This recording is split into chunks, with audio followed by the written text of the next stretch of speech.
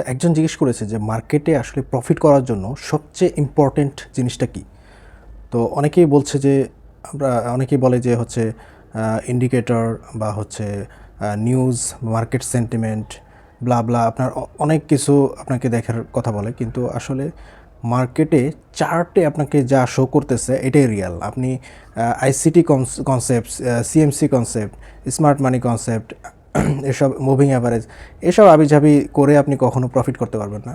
আপনাকে দেখতে হবে যে চার্ট রিডিং, প্রত্যেকটা ক্যান্ডেল আপনাকে কি শো করতেছে, ক্যান্ডেল স্টিক প্যাটার্ন, ক্যান্ডেল আপনাকে প্রতিটা, যখন ক্যান্ডেল মানে হচ্ছে কি আপনার বায়ার এবং সেলারের রিসিট, মানে বায়ার কি করতেছে সেলার কি করতেছে সেটার একটা মানে রিসিট, মানে বায়ার ধরেন কিনছে, সেলার বিক্রি করছে, তো ওরা কিভাবে কিনছে এবং কিভাবে বিক্রি করছে সেটাই কিন্তু একটা স্টোরি আপনাকে বলতেছে।